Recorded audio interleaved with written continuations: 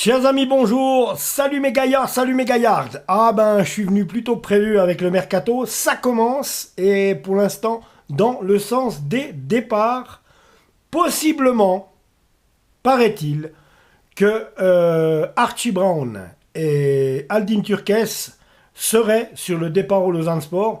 Archie Brown, lui, serait pisté par deux clubs écossais, les Glasgow Rangers et le Celtic de Glasgow. Pour quelqu'un qui l'année passée jouait encore à moitié plus en première ligue avec la 2 des M21 qu'avec la première, c'est un sacré challenge de réussite. Donc et voilà ce qui en est dit aujourd'hui. On pourrait perdre très possiblement Archie Brown.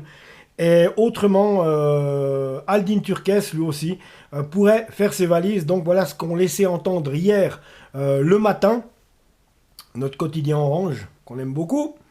Donc je vais vous lire les choses. Au Royaume-Uni, d'où vient celui qui a franchi, en parlant d'Archie Brown, au Royaume-Uni, d'où vient celui qui a franchi les échelons de la formation à Derby County, on n'a pas perdu sa trace. Archie Brown s'est pourtant aventuré bien loin de ses sentiers battus la saison dernière.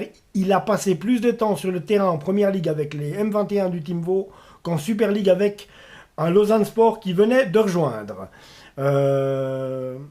L'arrière a accepté son sort pour rebondir plus haut que jamais. Au cœur de l'attention, vendredi, le Scottish Sun affirmait que les deux éternels rivaux du championnat écossais, le Celtic et les Glasgow Rangers, posaient un œil intéressé sur le Lausannois au même titre d'ailleurs que le FC Copenhague. Une somme de plus de 2 millions de francs serait pour l'instant articulée pour transférer celui qui est arrivé gratuitement à la Tuilière il y a 2 ans. Donc là, une belle plus-value pour le Lausanne Sport. Donc une bonne raison pour nous acheter des joueurs qui tiennent la route, parce que j'ai bien l'impression qu'on va être dépenaillé, détroussé de nos meilleurs joueurs, et que, eh ben forcément, il va falloir rebâtir une équipe. Et là, de nouveau, on va repartir à zéro. Donc il y aura du boulot. Compte tenu du fait que bien, les joueurs ont rendez-vous le 19 juin, si je me trompe, pour reprendre le début de la saison de préparation, le 19 juin, d'après ce que j'ai entendu Ludo qui disait dans une vidéo. Les gars, ce soir, vous êtes en vacances et je vous attends tous le 19 juin. Donc le 19 juin, je pense, parce que le 19 juillet, on est tout près de la reprise du championnat. Donc voilà ma déduction. Après, alors, l'histoire est particulièrement belle lorsqu'on sait que le joueur de 21 ans a failli ne pas revenir à Lausanne l'été dernier, à la fin d'une saison atroce. Quand j'ai signé au Lausanne Sport, j'ai passé un de mes premiers coups de fil à Archie.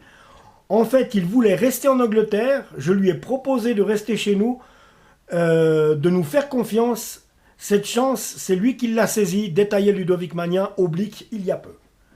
Donc voilà, départ très possible d'Archie Brown et de certainement même, et de Aldin Turkes qui bien malheureusement s'est blessé.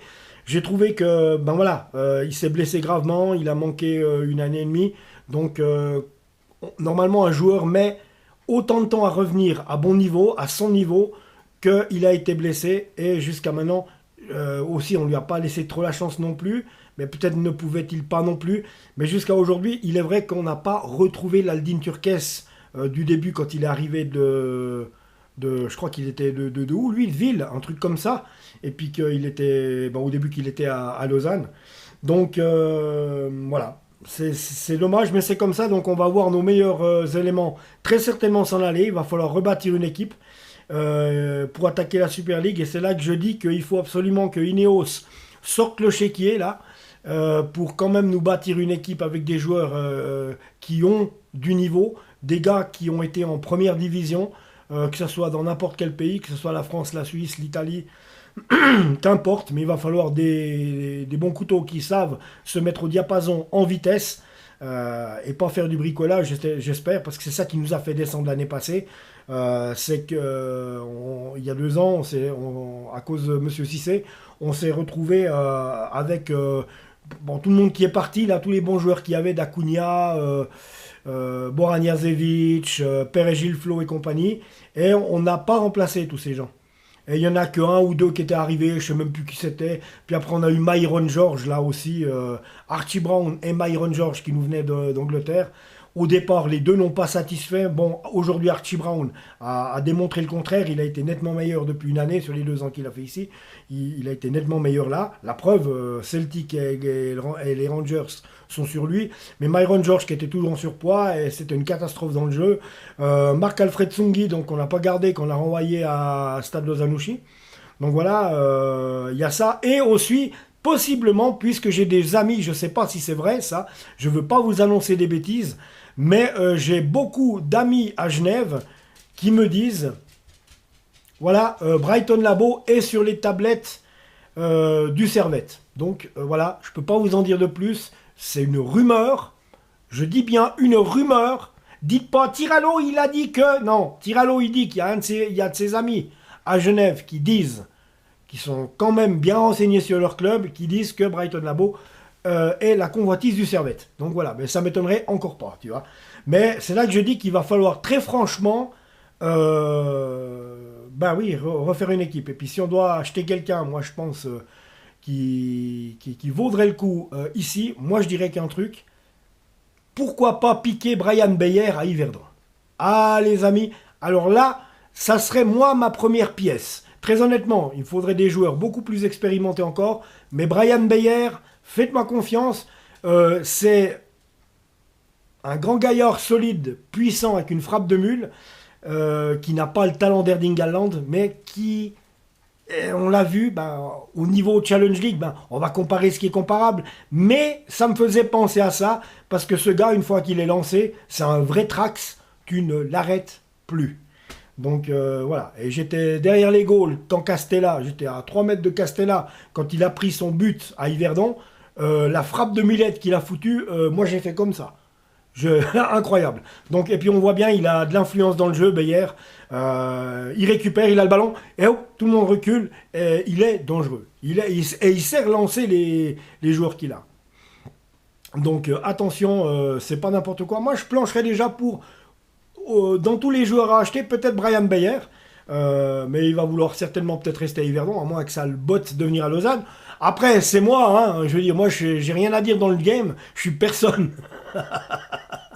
Mais moi, c'est ce que je ferais dans le tas de ceux que j'achèterais, parce que là, il va bien falloir acheter en tout cas 6 joueurs moi je pense, il va falloir au moins acheter 6 joueurs. Il va falloir remplacer en tout cas les 2 talents qui s'en vont là, Archie Brown et Aldin Turkes, je pense qu'ils vont s'en aller, donc il faudra les remplacer de toute façon.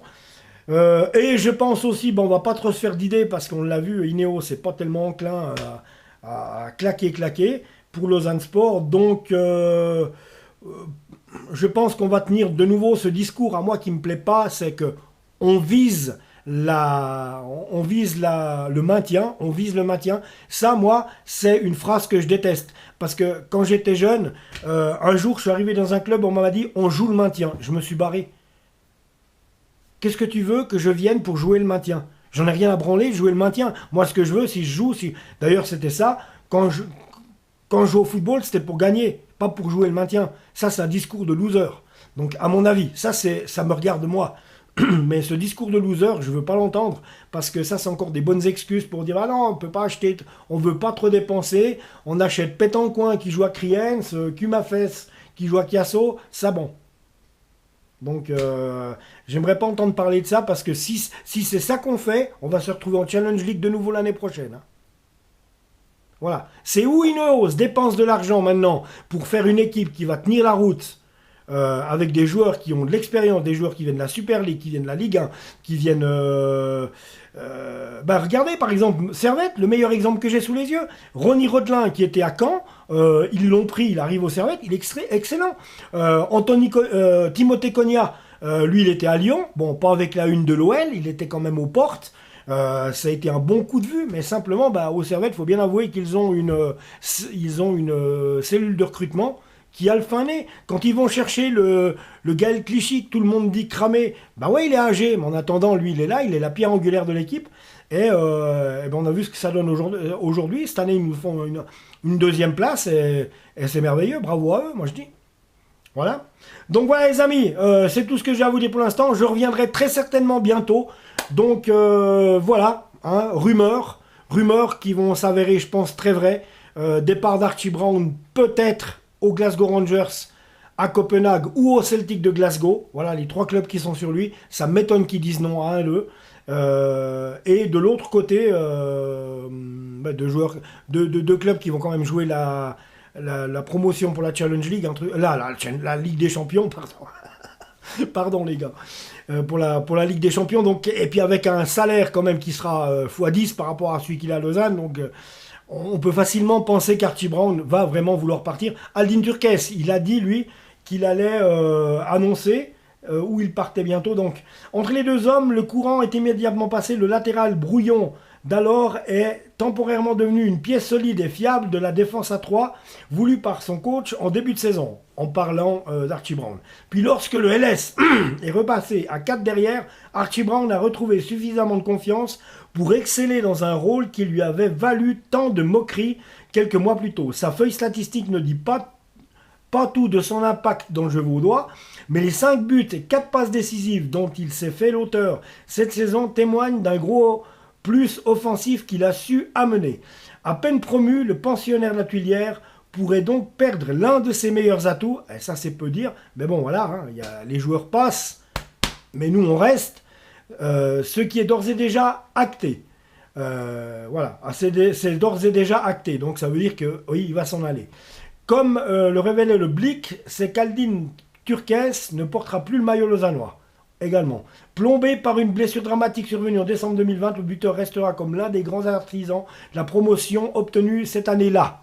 Parce qu'on était redescendu entre deux. On fait l'ascenseur. Qu'est-ce qui est bleu et blanc qui monte et qui descend? Ah, c'est Lausanne. Mais en fait, on remonte toujours, hein, tu remarqueras. Adoré du public, il a inscrit 34 buts en 68 apparitions avec le LS. Pas mal, hein, 34 buts en 68 apparitions avec le LS. J'annoncerai mon prochain club d'ici quelques jours ou semaines, a-t-il promis, et moi je serai là pour vous le relayer. Voilà les amis, que Dieu vous bénisse. Moi je vous embrasse.